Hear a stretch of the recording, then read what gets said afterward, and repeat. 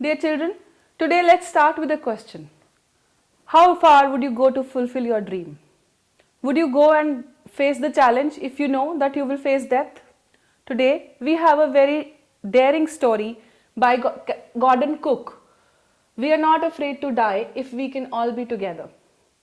The author, Gordon Cook, was this direct descendant of Captain James Cook, and he wanted to repeat the historic journey of Captain Cook around the earth. He had been following this dream for the last 15 or 16 years and had been preparing. He had honed his and his wife's seafaring skills and even got a boat built. Now, to fulfill that dream, they left Plymouth in July 1976 along with their children, Suzanne and Jonathan, aged 6 and 7. And they reached Cape Town safely. It was a pleasant journey. There they picked up 2 crewmen, one American, Vigil, and another a Swiss, Herb, because they had to now tackle the Indian Ocean, one of the world's roughest seas to cruise through.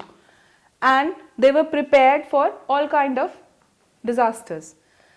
As soon as they were 3,500 kilometers from Cape Town, they started facing rough weather, but they were not disturbed. They started preparing for the disaster. They double-leased everything.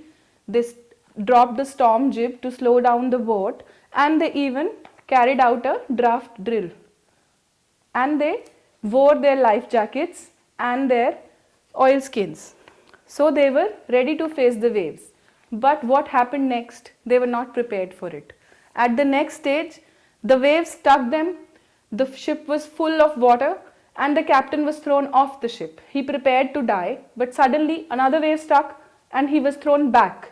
He was badly injured, yet he gathered courage and he started covering the situation. He started repairing the leakage and started helping out Vigil and Herb, who were madly pumping out water from the ship. And then he went on to check on his children, fearing that they might be injured. Though the children were injured, Suzanne was injured, she had a bump on her head, yet she didn't worry her father and took it lightly. The children were very encouraging and brave, and Suzanne didn't make much of her injury. Then the children knew the storm was not abating. They knew that they could die if they were left in the storm, if they didn't come out of it. Yet they didn't give up. They tried to encourage their parents, and at that point of time, Jonathan even said that we are not afraid to die if we can be all together. Then this inspired the father, and he started working hard and having hope.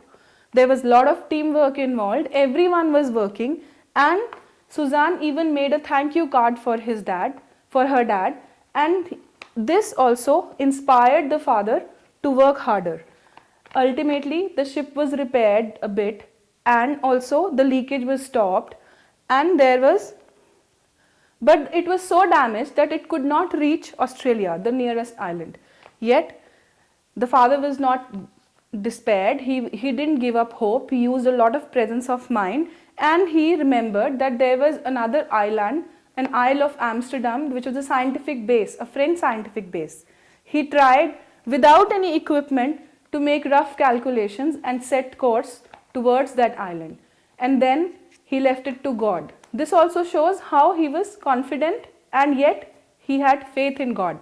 And then he went to sleep. When he was woken up by the children, they could all see the Isle of Amsterdam. Yet they were safe.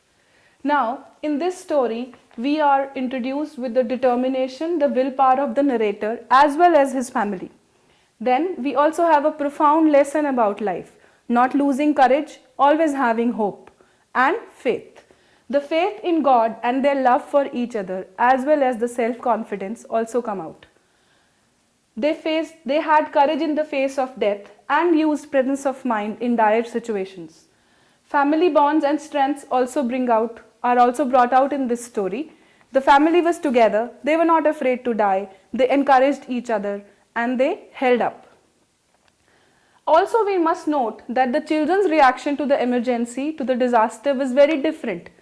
The elders were worried, they were working frantically, but the children were calm.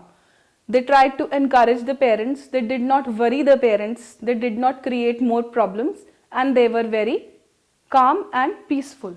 They even tried to, they even came to terms with their death, their imminent death. Now the title is very significant. It is taken from Jonathan's remark when he understood that they might all die, and he told his father that we are not afraid to die if we can all be together. This shows the bravery, grit and courage of the children as well as the parents and their love for each other. These words are inspiring for the father, and he is able to steer them to safety. The themes of human nature of knowing and yet taking on challenges is again highlighted here. There is a survival instinct. When we face problems, when we face disasters, our survival instinct kicks in, and that is how we win over the challenges that we take. There is the importance of teamwork and leadership is very much highlighted in this story. That is how, when the team works together and the leader is able to take good decisions and lead the team to safety.